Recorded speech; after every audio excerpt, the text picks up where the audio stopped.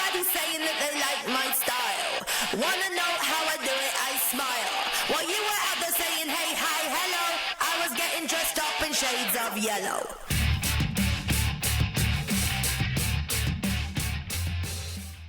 Hello, welcome to episode 22 of the Lovely Job podcast.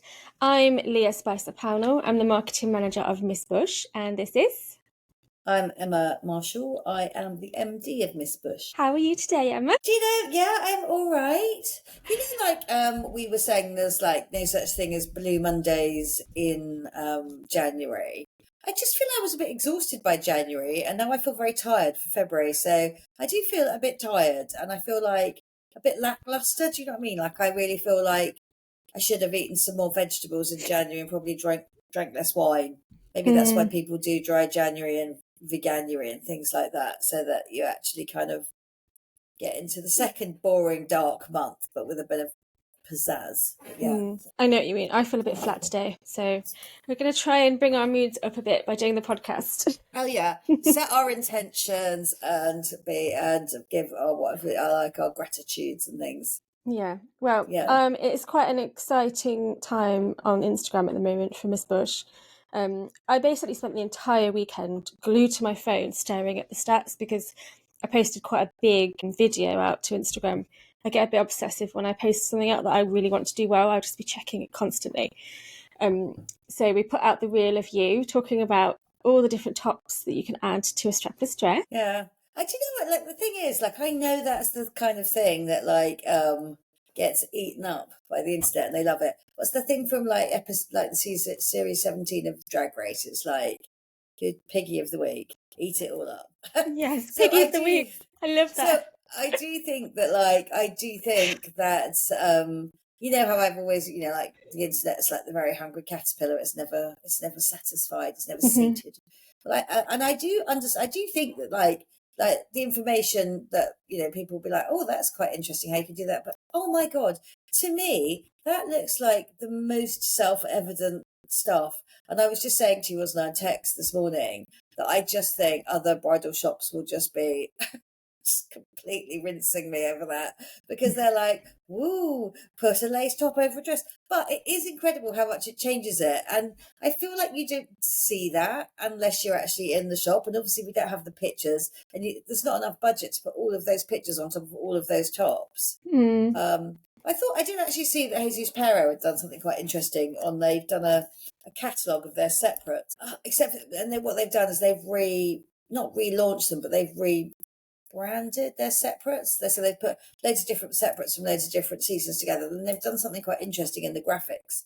Is they've sort of done it like you would a collage, so they've collaged the pictures together to create outfits. So it's quite good, but you know, there's not that many options for brides to see what you can do by mixing things around. If you've never worn a wedding dress before or shopped for a wedding dress, you wouldn't think, oh, I could have a dress and then I could put a top over it and then I could take the top off later. Like you probably wouldn't think of that. You just think, I just have to go and buy one dress and that's it. No, I know, but I know all bride retailers will definitely already know it. Do you know what I mean? So I just feel they'll be like, well done, Emma. Like literally it's like paint drying, and it's like explaining, you know, really basic principles. But it's always those basic principle things that do well, isn't it? Do you know what I mean? Whereas the things that I think where I'm being utterly fascinating / horribly pretentious, I always think I probably enjoy those things a bit more. But I know. Yeah, well, it's done well and it's continuing to do well. And the difference between Instagram and like TikTok and YouTube is that the other two are quite a slow burn. So at first I was like, oh, no one's watching them. And then I woke up this morning and there was like 3,000 more watches on TikTok. So that's the kind of thing where it would be like a week later and it will suddenly jump up. So I honestly don't really know what Instagram is doing at the moment. I barely see anything in my feed from people I follow now, like literally barely anything. It is to the point where I have to actually go and look for people, like short of like maybe you, Georgia, Katie Rocco, like who for some reason always comes up first in my stories, and Georgie. Like I literally actively have to go and look for other people, and it's all suggested content, and suddenly, and not sponsored content, but suggested content. Yeah, I get exactly the same. I hardly ever see anyone that I follow. It's frustrating.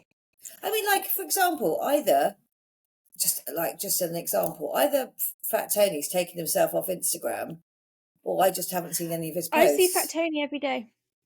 Yeah, but that's what I was saying. It's just like, I'm assuming, like, I would say that somebody like that, you wouldn't know what, anyway, so that was what I'm saying. So the Instagram thing, I'm being shown suggested stuff, not what I've kind of basically signed up to want to see. Yeah, which is kind of really weird, quite annoying. So that's why I tend to, every time I do a post, I will always share it to stories, because I feel like you're more likely to see the stories of the people that you follow. Because I always see stories from people that I follow, but I don't see them in the feed. So I always do it a little push out into stories, to give it a bit of attention. Yes. Anyway, so that's that. So yeah. Well, like, if you haven't seen it yet, go and watch it. Go and watch it now, please. Go and watch the bridal paint drying. It's 10 minutes long, so if you don't have time to watch it now, bookmark it for later, which is, I've encouraged quite a lot of people to do that, and there are like over 50 bookmarks on it, so people are saving it and they're going to go back and watch it later, which is quite a good idea. I did get a warning flash up actually when I posted it, which is a new thing that I've never had before, saying that videos over 3 minutes long, they're going to stop showing them to people as much, which is quite a shame, because it means you've then got to post things in parts, which people always hate. Like, they don't want to go back and watch part 2, part 3, whatever. Or I've just got to edit my information to like 3-minute sections, which I could do, but it would have to be like, a very like tight 3 minutes, as they say in comedy, a tight 3. Yeah, well, what I do with these things, you've done the 10-minute talking one. I'll also do another version, which doesn't have you in it at all, and it would just be the model and then all the looks, which I did with the sleeves one, and they both did equally well. So okay. That's all right. Yeah. Yes. Okay, so it's Valentine's Day on Friday, and so this week we've got an entire week filled with Valentine's content. I think we got a bit excited at the content day. Yeah, we absolutely did. We've started Valentine's week off very strong with a giveaway. Yes, we have, haven't we? It's I thought that looked very lovely and very graphic, and I was very much appreciating a layout schedule from you, so I know what's coming. I know that sounds terrible to kind of like, people must think that somehow in my role as managing director that I somehow direct stuff. I know, it's just a surprise, like, this is what's happening this week. Yeah, it's fair enough. Do you know what I mean? It's like, I haven't really got like the bandwidth to kind of think about that and everything else as well. So yeah, no, it's really good. I mean, the giveaway is really good. Obviously, we partnered with Gusbourne wines, and that's been happening, oh my God, since probably the autumn now, hasn't it? So I've also got, like, I think coming up this Saturday as well, my first person who actually chose from the wine list and chose the Blanc de Blanc for her appointment. Oh, very nice. Treating her guests, like, is literally buying them a bottle of Blanc de Blanc to share. So so it is so we've got obviously English sparkling wine to give away, because I mean, it's literally, they go together with weddings. Like, what do they go together? We go together like a horse and carriage. Love and marriage. Or like peanut butter and jelly. Yeah. Peanut butter jelly time. So basically it's really good to kind of see that. We've got a really beautiful rosé to give away. So again, it's pink and sparkly. And I think we've really gone ultra girly this week. And we've got some really cute heart-shaped earrings from Charlotte Cornelius, who is a South Sea-based fine jeweller, who we did the content shoot with. Bits of her work will be cropping up all through that. So they're very, and also those are like, they are heart-shaped, and but they're not like dangly pink. They're not gaudy. Hearts. No, they'll go with anything. They're like a good everyday earring, as well as a like treat yourself, like a Valentine's. Yeah, they're polished sterling silver stud earrings, and they're quite delicate, really pretty, and also irregular. So they're not like they're sort of like slightly irregular hearts, aren't they? So that's very good. And then we've got one of our Miss Bush signature candles to give away. Everybody always comments about how much they love the smell of the chapel, and we have got one of those to give away as well. Yes, and then finally, Gusbourne have also given us a voucher for a sparkling wine flight for 2 at their vineyard. So if you win, you can take your favourite person with you and go and try some of the sparkling wines. Yeah, I feel like if I won that, like theoretically, because obviously I'm not going to enter, like Marcia would be like, where's the sparkling beer flight? So it might be quite a nice thing to take a mum or a maid of honour to or something, I think, as well. Yeah, that Maybe sounds if your nice. partner's not a real Well, I like suppose if you are wine choosing your wedding connoisseur. wine, it might be nice to take your partner Yeah, and you can try them. And if you are a Miss Bush bride, we do have a special offer for if you do decide to get your wine from Gusbourne. yeah, I think you Lovely. should. And you've actually been, haven't you? You and Georgie went to the vineyard, had a tour, Yeah, didn't you? it's really cool. The only thing for me, it's like really, really convenient to get to from London, but weirdly, we stayed at the amazing Gallivant Hotel the night before because it was quite a drive. Because basically, it's like along the coast from us, but really along the coast on an A road, so it's beyond. So like it's like Portsmouth to Hastings, and then inland a bit, basically, or to Rye. So we made a sort of like a kind of the day of a business trip of it by going to Gallivant the night before, which is this amazingly cute, sort of all quite inconspicuous hotel. And a couple of our brides have got married there, actually, which is right on the dunes at Canberra Sands. And it is incredible. Food was amazing, went to a yoga class, all that kind of stuff. But then you can then just nip up, like it's about a sort of 15-minute drive from there to the Gusbourne vineyard. So, and it's kind of that whole area, they call them around Rye, the Sank ports or something. So at one point, the land that was there was sea and it's silted up. So I think the kind of soil or the terroir was very good for the vines. And it's on that like south facing chalk slopes again. So it's really good. Had a look round. It's very incredible. The one now, I know I've had my tasting thing and I should know this, but the woman in charge, there's a woman in charge of creating all the wine, whose name I should really remember, stick it in the show notes. Yeah, I had an incredible lunch there. It's a great space. The food was impeccable as well. So yeah, it was an amazing experience to go there. But yeah, really easy out of London and really easy sort of from the M25. Not so easy from Portsmouth, but yeah, you just stay at the I had Gallivant. massive FOMO because like it was not easy for me. I was like, I definitely wouldn't be able to get there Yeah. about 4 hours or something. Yeah, it was. I think, as I say, it's one of those things. But nobody puts a vineyard, conveniently centrally next to Waterloo Station, do they? No. It's just not how it happens. So For anyone vineyards, listening, like I am actually in Leicestershire, so that's why it's so hard for me. So, and there is a vineyard here actually. I was quite surprised about in the Midlands. really? Yeah, there's one not far away. I keep seeing posts about it on Facebook, so I might go check that out. Yeah, I feel like it's like really that English wine thing that's gone from me, like when it used to be sort of the good life, where Tom and Barbara were always making gooseberry wine and it was always undrinkable. So I kind of think that kind of like, British wine has gone from that sort of like slightly toxic, made in a bucket kind of concept to really incredible.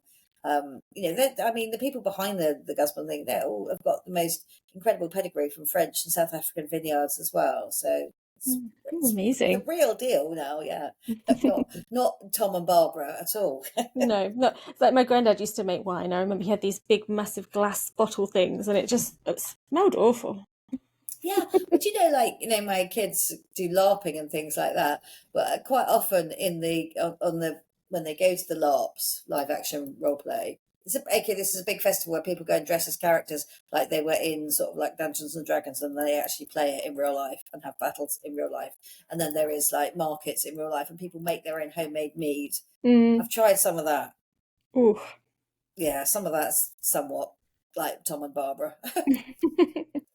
Okay, right, so yes, head to our Instagram and enter the giveaway. And it closes on Thursday, and we'll announce the winner on Valentine's Day on Friday. Yay. Yay. Do you and Joe celebrate Valentine's Day? Yes. So we're members of a nearby gym, and it has a pool and a sauna and a steam room. So we're just going to go in the morning and just go and sit in the steam room for a bit and then have some lunch. And that was it. We don't really go out at night because we've got Felix, and going out at night on Valentine's Day is always awful, I think.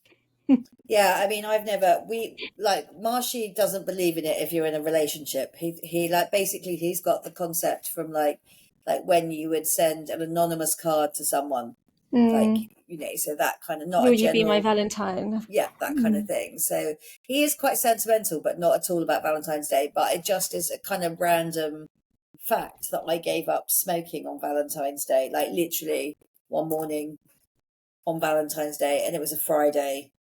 Yeah, it was the year Marsh and I started going out. So maybe like, what year was that? 2007 or something like that. So yeah, I had my last cigarette, and it's like, I'm done with this. I'm not buying another packet. That's it. And that was it. Yeah. That's it. It's a And good I was a big memorable date for smoker. you. So yeah, it was like, I was a 40 cigarettes a day girl. So it was horrible, horrible addict. So it's kind of been one of the things, I mean, that I have, when people go on and on about being X years sober, which is a truly remarkable kind of achievement if you were an addict to something. And I can see how those, because I have to say, giving up smoking, actually ridding yourself of an addiction that you never thought you'd ever be able to be rid of, and you never thought your life would be even remotely interesting. Such a good feeling. So I can see why people will be like, how many years sober, or free from drugs or something. Yeah, and I haven't vaped. I don't vape, and I don't have patches, and I, didn't have any nicotine replacement things. So yeah, it is possible. So for anybody out there who's struggling with the concept, well, to be fair, most of my clients, I think, like when I did smoke, and you could tell other people smoke because they smell of cigarettes. Not that many people smell of cigarettes anymore. No, I don't think many people smoke anymore. And I know that young people are really grossed out by it. They think it's really disgusting. Well, I think vaping's disgusting, so they I should know perhaps have you a do. word. I am guilty. It makes me feel quite angry. Yeah, I vape when I drink. So when we were on the Christmas night out, you were like just disgusted at us, weren't you? Everybody had a vape.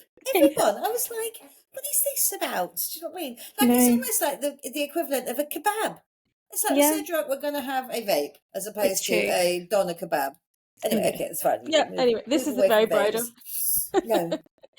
Valentine's Day discussion, though, like addiction, it's all very good.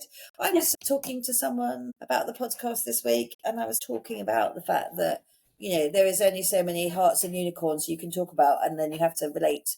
Like in our appointments, we would wander off a tangent like that with the client. It's true. Yeah, exactly. And I do think, there's more to it than just, here's a pretty dress for you. Okay, right. Let's move on. You wanted to talk about an article that you read on Grazia. Yeah, it's quite interesting, that one, isn't it? Well, actually, to be fair, that is a bit unfair of Grazia to say it's their article. I mean, someone did chop and tail it with an opinion, but actually they've taken most of the information from somebody's podcast from I think it's like... so it's the Newlyweds. The Newlyweds podcast, which is Sophie Hadbo and Jamie Lang. It was their podcast, and they had Olivia Attwood as a guest, and they were talking her about husband. Oh, and her husband. I don't know who that is. No, Bradley Dapp, I think. Yeah, he's a footballer. Oh, okay. I'm really bad with footballer names. You surprised me. I know. I had to watch a game of rugby yesterday, so I was like, this is very exciting. Yeah, I was just very cross because Gladiators wasn't on Saturday because the football was on. We like to watch Gladiators as a family. I don't think I've watched Gladiators since whenever it was on before, 90s or something. Yeah, well, it's just good Saturday night TV when you've got a 9-year-old child. Yeah, I know, I think it is. But so basically, it was quite an interesting article because, I mean, it caught my attention on Instagram where they were saying that actually they were having the shocking revelation that some people don't enjoy their weddings. And which is what both Olivia Attwood and Sophie Hadbo were saying. And it was quite interesting because not that I don't think I've met Olivia Attwood, but I think she's been in our shop because we helped her sister. Oh, yes, she did. Georgia was her sister. Yeah. So I would also say that Olivia has obviously got one of those kind of, under the microscope kind of reality. She came to prominence, didn't she, from a reality TV show from Love Island. And so I think everything else is very under the microscope. And she was also, I think a COVID bride. So someone whose wedding was put off. And when we were originally discussing dresses with Georgia, they were discussing Olivia's wedding just sort of generally in the background. And obviously looks like she changed her dress ideas from what they were told, what we were sort of gleaning from this. But I've had also another influencer in the shop, quite a well-known one called Emma Connolly. Emma Connolly? I think so. She's called that. He seems to be cooking now or something. Again, not because we were doing anything with her, but because we were doing a dress for her cousin. So she came in, and she was lovely. We just chatted, and we did a styling appointment or something. And had I not been told who she was by the rest of the youngsters, she just looked like any other person that may have come with a bride to the shop. I think we've had a few like that where they're like, I can't go in there, it's so and so, and I'm like, I've no idea who they are, so I'll go in, it's fine. So yeah, and she was like, her cousin wanted to have something maybe, and I was like, oh, okay, cool. Well, if you want to tag us that you're here, she can have it for free. And she had to check with her manager, like whoever's runs, like her agent or whatever's. And because she had a contract with Cornelius for her wedding dress, she couldn't even say that she was in our shop. So gosh. It was like, so to contractually sell part of your wedding, and I don't know whether in the discussion with the Sophie and Olivia Atwood, like whether or not either of them, there were commercial considerations to be taken into account there. But certainly one of them, Sophie, was saying that she was at the gym at 5 in the morning trying to just kind of like get a glute pump for her like bum, so her bum looked great. And I'm like, ooh, weird. Shouldn't you just be in your pajamas having cups of tea with your girlfriends? So I can understand. On the wedding day, she was in the gym at 5 a.m. Oh, gosh, it's a long day anyway, like being up that early. So basically, it was one of those things that she looks, I don't really know anything about her. I don't know where she's come from. I don't know what reality show she's in. I have no idea anything about her. But I have personally judged her wedding from afar. Do you know? And she will know that that's what people are doing. I've judged it from afar. I don't really comment on people's celebrity weddings online, or really bring that into any public discussion, because I very much believe that I have a very, very strong sense of what I like for this, and which is absolutely subjective. It's not like my way is right and theirs is wrong, or this, that, and the other. But I judged that.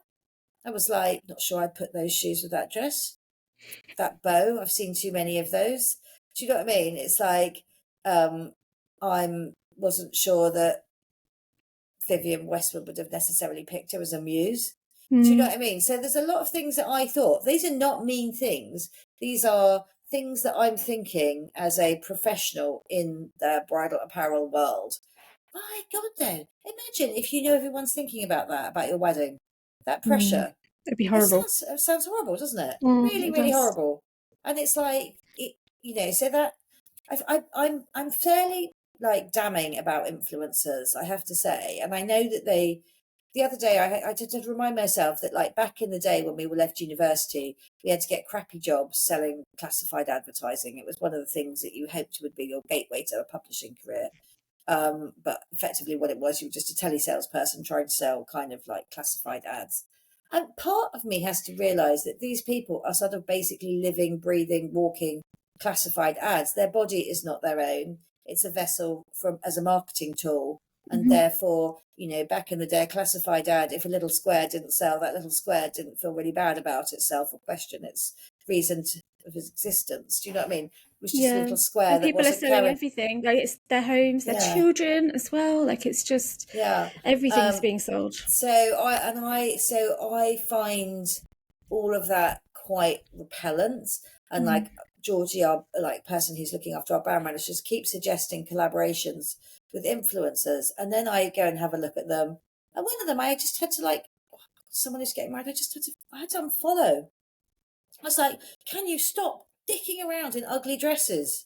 It's just awful. I don't know who she was, what she does, how she got to be where she is, or why she's selling her wedding. But all she wore was one horrible short wedding dress after another, which is in that sort of slightly Sophie Haboo trend of like, let's have a short dress here and then a big lavish dress abroad, and it's kind of like we're seeing that repeated over and over again. And it's okay if you've got a lot of money or someone's paying you to wear the short dress, because some of them look nice and some of them look like horrific rubbish that you get off Boohoo, which is what this influence is. So I find that muddying the water of weddings and influence really unappealing. Mm. Do you know what I mean? And it's a bit like I was listening to that Bella Freud podcast the other day, and they were interviewing Nikki Haslam, who's this kind of like very ancient arbiter of style and interior designer. And he does a tea towel every year about what's common or how common. One of the things that he said was common was like it was gender reveals, and maybe even baby showers, but certainly gender reveals. But like and it's one of those things where I just think the commodification of like pregnancy, the commodification of weddings, I find that weirdly unpleasant. But yet at the same time, I'm there. I won't not look at celebrity wedding dresses because they do influence the zeitgeist. So it's a very uneasy sort of space I find myself in. But I don't really want to work with someone. I mean, actually, to be fair, no, I am working with Chloe Keenan doing her wedding dress on a sort of influencer basis. Although at the moment it's just so hands off, we haven't really discussed it for a while. I must actually be in touch with her and be like, we need to kind of probably put some wheels in motion now. I mean, I've even booked my hotel rooms to go to her wedding, but I haven't actually done one more little thing about her dress at all. Casual wedding influencing. Yeah. So that will be something where there is a bit of a contractual obligation. It's like, here's your dress, but this is a relationship we already have. It's not a surprise, you know, and so that's kind of, it's quite different. No, So, and I think so, Chloe will still wear something she likes and she wants to wear. Like I think that's the difference, isn't it? Her personality is still going to be in it. It's not just you've got to wear this. Yeah.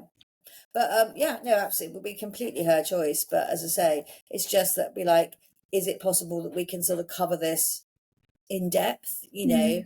But I haven't. Let's cover it in depth. Let's start that depth quite soon, actually. But then also, the thing about the Grazia article, which is like I don't what I'm expecting from Grazia, to be quite honest. They were like, the last point of their thing is it's like, the more conversations we have around how damaging these perfectionist approaches to weddings are, the better. It's the first step in detaching ourselves from the damaging expectations around them, that we have to look flawless. Okay, so fair enough. That's a reasonably decent premise. Not a new idea. That's something that, say, like back in the day when people read the wedding blogs like Rock and Roll Bride and Love My Dress, you know, they were already questioning the homogenized image of brides and body conversations and expectations, and even then, like, you know, expectations of families and all sorts of things, you pressure on things. But anyway, basically, so that is not a new conversation that they've had. But it was like, actually, let's divorce ourselves from society's toxic approach to weddings. Just focus on what makes us happy. Okay, so that's when they infantilize the conversation, because this is not happiness.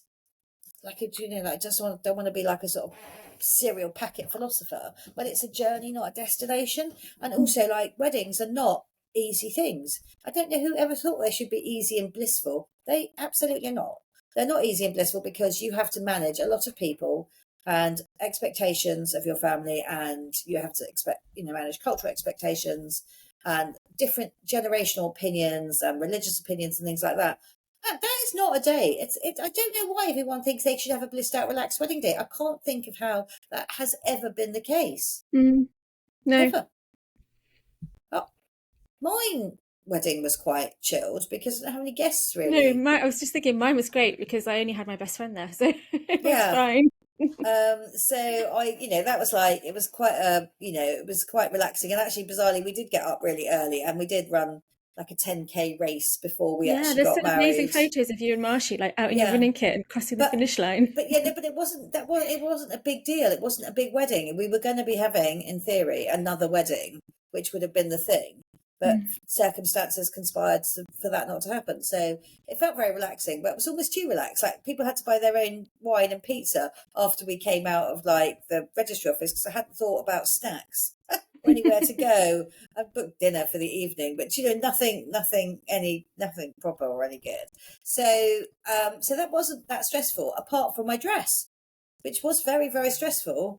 I didn't really like it that much, and it wasn't what I wanted. but I had I wore it looked nice in the pictures, had a good photographer, so it was a bit stressful, but we did it really in quite a short space of time, and I'm quite difficult to dress, so I couldn't have gone and bought an alternative. So yeah, so it wasn't that bad, but Yeah, well, I think it's just important to remember you're planning a big event that is a lot of admin. I was at a baby shower the other week, and there were two girls there that had recently got married, and they said 6 weeks before they just had to pay all the balances for everything they'd booked, and so they were like having to call people, pay all the invoices, and it was like that's a job. Like, it's not going to be fun and relaxing, is it? It's admin. Admin's not fun. Yeah, and there is also a girl called Vicky, if anybody's interested. She's got a thing called the Healthy Bride Guide, and she's got a wedding wellness podcast. Now, to be fair, I have spoken to her in person. She's actually based quite locally to me. I haven't actually listened to her podcast, full disclosure, but she is focusing on wellness and weddings. So I think if people are feeling overwhelmed, then I think maybe that might be a good listen to, that's a good idea. to see what they feel about that. But at the same time, it's like, I think the expectation that it is the most amazing day of your life is quite hard, isn't it? Do you know what I mean? And also, like, it is a good day. It's a good day, but it is a lot of work and it's quite stressful. And I think the more that you can, subcontract some of the stress and some of the organisation to the best of your ability, the better. And don't worry if it's not perfect, but it was quite interesting to see, to hear that those two people that very much and they've both had that very, I don't want to say it's quite stereotypical, but the kind of looks, the kind of designers they used, the photographers they used, the places they went to. It's a shorthand glamour wedding. You could almost predict it. You could AI that really easily. Yeah, so I know what you mean. Okay, so you've got maybe 10 minutes to talk about shoes. So last week we had 3, not questions, we just had DMs saying bridal shoes. Tell me about bridal shoes. They weren't specific questions. It wasn't like, what shoes do I put with this dress? It was just, I want to hear about bridal shoes. So what do you want to say? Right. So, no, it's not to say about bridal shoes, really. Like, I think that basically people have got in their heads, about having iconic bridal shoes, and I get that. Do you know what I mean? I mean, people still buy the sort of Manolos that Carrie Bradshaw had in Sex and the City. They're called the Hangisi shoes. Those ones. Mm-hmm. So, there is the foot icon moment, but I think most conversations that I have with people at the moment are the fact that hardly anybody can walk in heels anymore. Or you have a generation of people that have never walked in heels, whereas the kind of iconic looks for bridal are very high heels. But I also did listen to on the Bella Freud podcast when she was interviewing Kate Moss saying she couldn't walk in the So Kate Louboutins anymore. They were too high for her now. Yeah. She is 50, so I mean there is a point. Your feet do change actually when you get older, don't they? I can't walk in heels anymore. I mean, I did some heels for that for the content shoot. I had my rock studs, my Valentino rock studs that I wore for the for my wedding. Yeah, so what I would say is with bridal shoes is if you've got a full skirt and there's no split, no one's going to see them. So it doesn't, it doesn't hugely matter. There are some very useful companies whose job it is to actually just provide wedding shoes. And we were talking the other day, weren't we, about Rainbow Club, which is one of those old school, bridal shoe companies that when we used to do shoes, we stocked Rainbow Club shoes, and they were famously very comfortable. What they have is they have some things like they've got platforms in there, you've got all sorts of things, stilettos, all that kind of thing. But what they do is a wide fit range, which is kind of useful for people because it's a sort of comfort thing. And there are some not horrible shoes in the wide fit range. They've got something like, say, called Nora, which is like a platform sandal with a block heel in a wide fit that goes up to a size 9. I mean, and it's less than 100 quid. And it's not the most exciting thing, but it's really serviceable. And if you had a really beautiful pedicure and you were having a full skirt, then nobody's really going to see that. But it's got the comfort factor in it, which if you're going to be doing 8-10 hours on your feet, it's not to be underestimated. Because also the other thing to bear in mind is that we, when we do hem fittings, we fit to the heel height that you're going to wear. And if you take your shoes off, then your dress is going to be annoyingly too long and it will be filthy and it's a bit of a trip hazard. So I would say that would be the thing. Quite often people discuss trainers and like changing into trainers. And again, what I would do then, if you're going to take a sort of moderate heel and change into a trainer, is maybe look at some stacked trainers, say like platform trainers like Supergas or some of the Adidas Gazelles that are stacked, so that you've actually got not that big drop in height, down. So you're going to kind of try and keep that hem level quite right. I got an email through from Charlotte Mills the other day. Now her brand has got this really interesting USP of doing they sort of fulfill that something old, something blue poem. So on each pair of her shoes, she's got a silver sixpence embedded into the sole. The bottom, aren't they? Yeah, and she's got always something blue on it as well. So she's got a whole bunch of new designs through, and again, they tend to be quite a lot of block heels on there, so quite comfortable range of heights and sizes. They've given us some just as display pieces from the previous collection in the shop, and people have loved those. And they've got some kind of variants on that whole Jimmy Choo pearl look, but they're not quite as eye-wateringly expensive as Jimmy Choo. So that's quite a good thing to do. I mean, there are some exceptions to the fact where I'm like, be comfortable. So there are some people that do really extravagant shoes. I mean, we've worked with Freya Rose quite a lot, so still designed to be a bridal shoe, but she works with incredible craftspeople to put like sort of like a mosaics of mother of pearl in the heels. So they need to be seen. I mean, when we did like the shoot at Cowdrey and we put Rebecca in that really short dress, we put her with those almost 70s looking platforms that had that kind of gold tip, like sort of almost like a Ziggy Stardust. It's like a lightning bolt in the heel. Yeah. Mm. So like those are designed to be seen. And if people are wearing short or split skirts or high-lows or very slim, so that every time you step forward, your toe's going to show, or the toe of your shoe is going to show, then yes, we don't want to be seeing any boring shoes. Under those circumstances, you've made a decision in the style of your dress that the hemline is somehow a major feature. So then those shoes need to kind of go in with that major feature thing. Just circling back to the kind of real, the Rainbow Club will dye any of their shoes to a colour. So if your desire is to have a colour pop of a colour and you can't find it, as long as you can find a swatch or a Pantone reference or something, then they will precisely dye their shoes to that colour. But then if you are having colour pop, then it does open the entire world out to you as far as shoes go. I was slightly being moderately critical of the Duke of Westminster when he got married and his bride, whose name I can't remember, which is really bad, which is how, like, that must be all for how high profile brides fit. Like, I've got an opinion on her shoes, but I can't remember her name. So she had some blue shoes, which I think sometimes people would like to put something blue in as the colour of the shoes. But actually, when you saw her come out of church, they looked very dark black. Olivia Henson. Okay, good. Well done, Olivia Henson. Sorry, Olivia, if you ever listen to this. If she's listening. Yeah, of course, if she's listening. That I did think those shoes were quite dark, and I think they would have been the sort of thing that probably looked nice in person, but photographs, very like you'd got your sort of school shoes on with your wedding dress, which wasn't an amazing kind of look.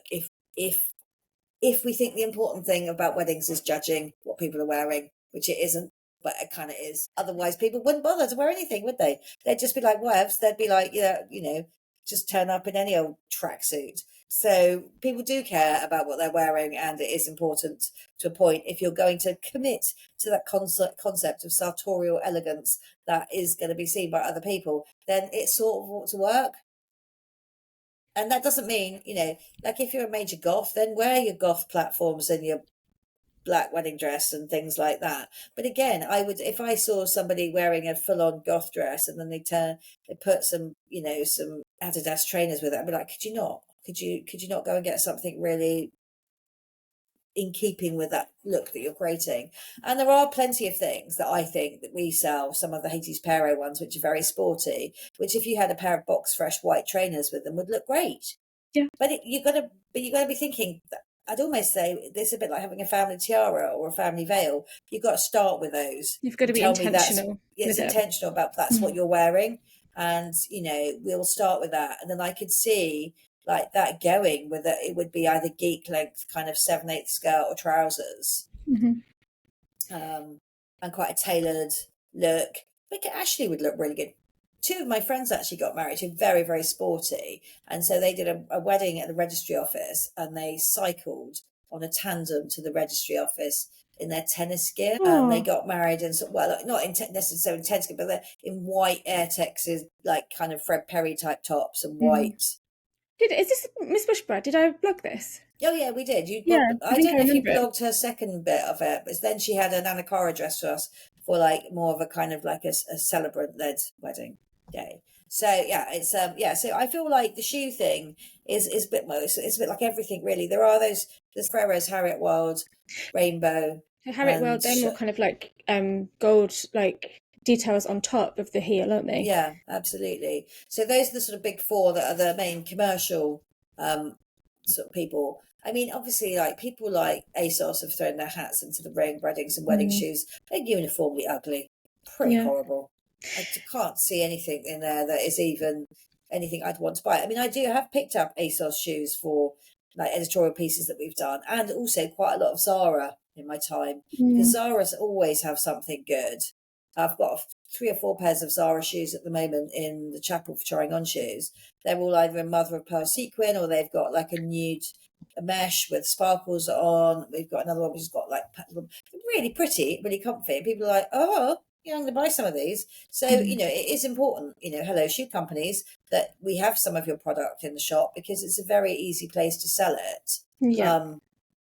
And over the last few years, we've had a lot of brides in Leffler Randall. Yeah, Loeffler Randall. Yeah, okay. I have no idea how you say that. Yeah, no. They have. It's become quite ubiquitous. I think it's. I'm not seeing them this year. I think that ship has sailed on that one. And also, someone had very cynically copied them. It was either something like Monsoon or June or something. Completely done a rip off of them. So I just think they were there for a bit. And the problem with those is they are very pretty, but that big sticky up bow is not great if you've got you can easily get your kind of straight skirt caught behind that the whole time. So that can be problematic. But yeah, no, they were really nice. And again, what was really good about them is they did all their shoes in what I would call a bridal palette. So soft metallics, like pastel metallics and some pastel blues. And they did a very pretty one, which had little spriggy flowers on, which was really adorable. So I do think they are, I think they are there. I'm not sure what they're doing this season, but, we're not seeing as many of them I did. The other one that I wanted to mention was Camilla Elphick. So I've seen people have some of her stuff, and that's quite smart, or quite low block-heeled slingbacks, and she always does metallics and bridal colours in that. And unbelievably, I know it's the Yummy Mummy's brand of choice, but Bowden quite often have some nice shoes I've seen for people on which is, it seems like it wouldn't necessarily be a choice. And again, it may not be the kind of brand that you would pick if you were like, you wanted the shoes to, look incredibly sexy. But there are things that I don't think like staggering around like a 2-year-old in heels is incredibly sexy looking. Do you know what I mean? It is, I think being able to last the day, and I'm just actually, while we're on the thing, just having a quick look and seeing what I can find. Esker are also really popular. They're meant to be really, really comfortable. Oh yeah, and those are the ones you can get in Anthropology as well, with that kind of, So they're very like the Rainbow Club one that I just suggested. I think I could be lying about Bowden this season. I can't see anything that I'd immediately put with anything. Maybe actually, like, there's a Block Hill pump, which is very nice. That is one of the brands where you're like, oh, unsurprisingly, they've got some very good stuff. But yeah, as I say, there are definitely some things I go to, like Zara, for my kind of like odd little bits. Actually, there's quite a sweet one there that they've got. I was just looking, a tassel tie point flat, which has got the toe is a love heart in red. It's quite sweet. Oh, cute. Yeah. It sounds like those old Vivienne Westwood Melissa heels. Do you remember those? Everyone went crazy for them for a while. Oh yeah, they were horrible, weren't they, as well? Yeah, Everyone's feet were like so uncomfortable. Yeah, definitely uncomfortable. People were like, yeah. I think those are the things, but I think it's what does this shoe need to do?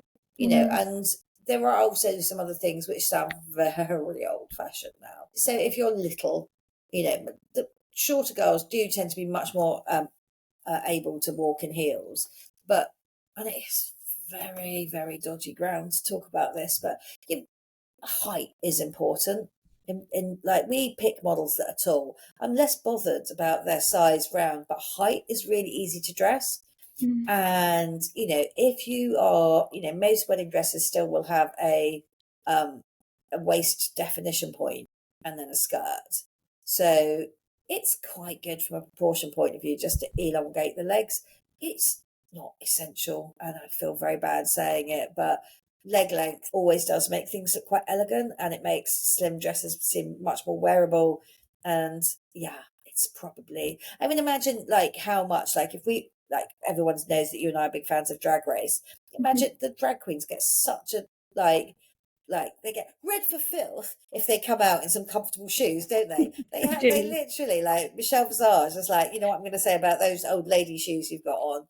So it's not an edifying or correct response, and physios everywhere will hate us, but there are some times when wearing a high heel just brings an outfit together a little bit more. So if that's not possible for someone in any way, or they adamantly refuse to do it, I kind of think we need to get that from the get-go. And that's why people shouldn't stand on bloody pedestals in bridal shops. Apart from that gives me the absolute ick.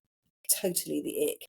You know, you need to look at yourself in a dress in your real size, your real height, and how not be like... Yeah, you can't put another 6 or 8 inches on your leg length and then expect that dress to look like the one you chose when you get off the pedestal. It's just really strange. It's the narcissism of standing on a pedestal to be admired, or the just uncomfortableness if you're standing on a pedestal with something you don't like. Literally, it's just like the weirdest thing. It's really strange. I don't know why they do it. Oh, I know. It's bonkers. But every shop does. But it's also the same things that they give people signs saying, I said yes to the dress at this shop. It's like, why? It's, again, it's a minimum level of achievement if you're a shop is to sell something. Anyway, so shoes, yeah, there's a lot of things, but again, with shoes, there's practical considerations, there are style considerations, there are budgetary considerations, and not all the most expensive shoes are the most comfortable. But I mean, I do love my Prada shoes, several pairs. They're comfortable. And they're comfortable. Yeah. So as a Prada slingback court thing. I just find that no shoes are comfortable right now. I think lockdown ruined it for a lot of people because we just wore trainers. That was it. We just wore trainers. And now my feet are like, I only want trainers. Do you know what I'm saying? I have got now, which I bought for a sort of joke when we did that content day, but look what I'm wearing. Look at the Beatles. So she's holding up some yellow clogs with Beatles like clip-it things on. Yeah. Oh my, yeah. It's like, I don't think I would have ever considered that I would have a pair of Crocs, let alone. And I'm astounded. You know, you can get black ones with spikes on them, right? Goth ones. Possibly, but this is like, I'm not overdoing this. I just happened to have a pair because we were doing it for that yellow shoes dance. I remember. And so, for the yellow shoes dance. So I thought, well. Yeah. I have got some Crocs as well, and they actually match Felix's Crocs. We have Pokemon ones. Just for wearing around the house. I wouldn't go outside in them. Yeah, they're quite useful, that's what I'm saying. So I haven't got rid of them. So. If you need to just pop outside as well, just pop your Crocs. Pop your Crocs. I can't say it. Pop your... Oh my God. That is definitely a She Sells Seashells moment there. Pop your Crocs on. Yeah, don't pop your clogs. Pop your Crocs on. Pop your Crocs on, yeah, absolutely. Right, yeah. So, and please, people could have Crocs for the dance floor if they want, but, you know, I do know people have got Crocs for dance floors. Yeah, when you move the bit at the back, you call it putting it into sport mode, is when you like flip the back bit over so they cling on a bit more. So pop them into sport mode for the dance floor. Well, and also if you get platform Crocs for the dance floor, then again you may well not have the problem with your hems. But I can't believe this is me advocating for Crocs for the dance floor. Right, okay, we've spoken about shoes for, well, I think it's probably about 15 minutes now. So if anyone has specific questions about shoes, then send them in and Emma can answer them. Yes. Well, in that kind of like really like vague. And they're important, but they're not that important. I feel like it is a bit like that kind of like Patsy from Ab Fab, where she couldn't remember the word accessories. It's like, you should have more hats and things. It's like, I do have the same thing, with the same thing with the wedding dresses as well. And it's going back to what the people were saying about like the influencers getting married and how they didn't enjoy it. It's like, it's important, but it's not important. But if your brand is to be photographed in nice clothes, then that is important. But it may not be the most edifying day for you. So, and I have the same thing with like choosing the right wedding dress is important, but me liking it, okay, I have to like it if you get it from my shop, but me liking a wedding dress if you don't get it from my thing, not important. It's a very subjective choice. Yeah. Shoes, same thing, really. Okay. Right. On that note, let's on that bombshell, yeah, we done then, and we just let the Valentine's like content just go now. Oh yes, you're all in for a lovely pink treat. It is very pink treat. Ooh, Oh God. Okay, right. I have to go. Goodbye, everybody. See you next Monday. Goodbye. See you next Monday.